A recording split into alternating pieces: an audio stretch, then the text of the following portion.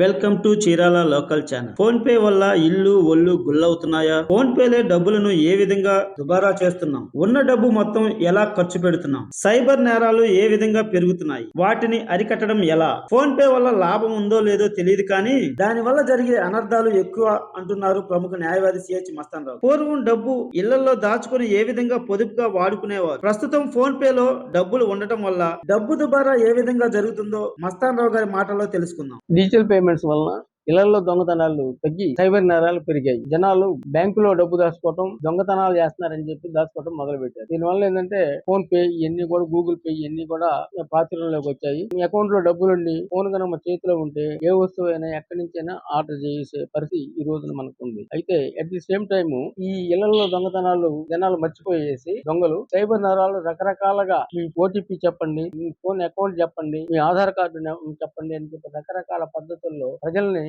మభ్యపెట్టి వివరాలు తీసుకొని అకౌంట్ లో డబ్బులు లూటీ చేస్తున్నారు కేటుగాళ్ళు. అందుకని ఏంటంటే ప్రజలు నిరంతరము అప్రమత్తతో ఉండాలని చెప్పేసి ప్రభుత్వాలు హెచ్చరిస్తున్నా జరిగే నేరాలు ఈ కేటుగాళ్ళు రకరకాల పద్ధతులను అవలంబిస్తున్నారు. ఇంకొక రకంగా చెప్పాలంటే మీకు ఒక పార్సిల్ వచ్చిందని, ఆ పార్సిల్ అనుమానాస్పదంగా ఉందని, మీరు ఏదో తీవ్రవాదానికి సంబంధించిన పార్సిల్ కనపడిందని అందులో మీరు వచ్చేసి ముంబై వచ్చేసి మా ఏసీపీ గారిని కలవాలని చెప్పేసి మళ్ళా మీరు అంతగా ఇది కాకపోతే మీ అకౌంట్ నంబరు ఇవన్నీ చెప్పండి, మాకు కావాలి, మేము ఈడీలు అని చెప్పి, ఇన్కమ్ ట్యాక్స్ డిపార్ట్మెంట్ అని చెప్పి రకరకాల పద్ధతుల్లో ప్రజలను భయపెట్టేసి డబ్బు గాజేస్తా ఉన్నారు. ఇంతేకాకుండా డిజిటల్ పేమెంట్స్ వలన ఇంకా ఏటీఎం లో డబ్బులు తీయాలన్నా కూడా చుట్టుపక్కల చూడాల్సిన పరిస్థితి. అంటే ఎవరైనా అబ్జర్వ్ చేస్తున్నారా మనం డబ్బులు తీయలేదు, మన పిన్ నెంబర్ ఏమైనా అబ్జర్వ్ చేస్తున్నారా అని ఉంది. ఇదివరకు మనము ఎంత డబ్బు కావాలో డిజిటల్ పేమెంట్స్ లేనప్పుడు ఎంత డబ్బు కావాలో అంత డబ్బే మనం షాపుకి తీసుకెళ్లేవాళ్ళం. షాపుల్లో ఎత్తిగారి షాపుల్లో, కిరాణా షాపులు కానీ ఏ షాపులు అయినా సరే మనకి ఎక్కువ అవసరాలకు సంబంధించిన వస్తువులు ఉండేవి. ఆడంబరానికి కానీ విలాసానికి సంబంధించిన వస్తువులు ఉండేవి కాదు. అయితే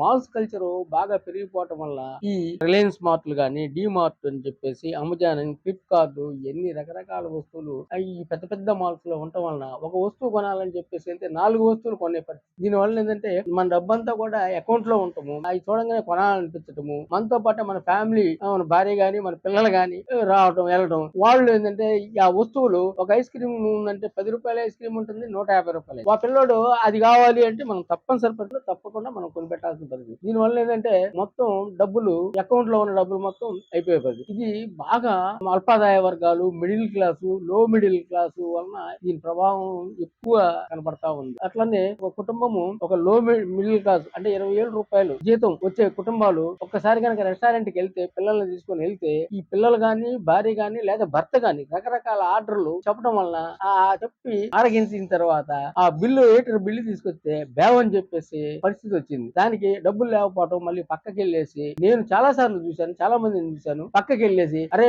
బావా 200 రూపాయలు అకౌంట్ లో అయ్యి, 300 రూపాయలు అకౌంట్ లో అయ్యి ఇట్లా రెస్టారెంట్ లో ఉన్నాం బతిలాడే పరిస్థితి కూడా నేను చూశాను. ఇది మామూలుగా అయితే మనకి ఇదివరకైతే ఆ పరిస్థితి ఉండేది కాదు. ఎంతో కొంత మనము మన జీతం గాని, మన దగ్గరకు వచ్చే ఆదాయాన్ని బట్టి మనం ఖర్చు పెట్టి మిగతాది మనం పొదుపు చేసేవాళ్ళం. అయితే ఇప్పుడున్న పరిస్థితుల్లో చూస్తే పొదుపు అనే మాట కనపట్ల. ఈ పొదుపే భారతదేశాన్ని కరోనా టైంలో నిలబెట్టిందని చెప్పొచ్చు. అన్ని ఆర్థిక వ్యవస్థలు, అన్ని పాశ్చాత్య దేశాల ఆర్థిక వ్యవస్థలు అన్ని దెబ్బతిన్నాయి. ఒక భారతదేశం స్థిరంగా ఉంది ఈ కరోనా టైంలో కూడా. ఎందుకంటే మనం దాచుకున్న డబ్బులతోనే ఆ రోజున మనం ఈ డ్రై ఫ్రూట్స్ కానీ ఇవన్నీ కూడా మనము తినడం వల్ల మనం బలంగా, ఆ కరోనా ఎఫెక్ట్ కూడా మన మీద పడలా. ఎందుకంటే బలమైన ఫుడ్ మనం తీసుకోవడం వల్ల కరోనా ఎఫెక్ట్ మన మీద పడలేదు. అందుకని చెప్పేసి మనము సాధ్యమైనంత వరకు కుటుంబాలు ఎంతవరకైనా సరే, మనకి ఎంత కావాలి అంతే మనం ఫోన్ లో కూడా ఇవ్వాలి, ఇంతే ఖర్చు పెట్టాలి అని చెప్పేసి బయటకు వెళ్ళేటప్పుడు నిర్ణయించుకొని ఖర్చు పెట్టాలి. ఎవరో కోసమో, పిల్లల కోసమనో, భార్య కోసమనో, చుట్టుపక్కల కోసమనో అది తీసుకోకపోతే ఏమన్నా అనుకుంటారేమో అని చెప్పేసి, తిప్పిపోతే పిల్లలు బాధపడతారని చెప్పేసి అనుకోకుండా మన కెపాసిటీకి తగ్గట్టుగా మనం గనక ఉంటే మనము డబ్బులు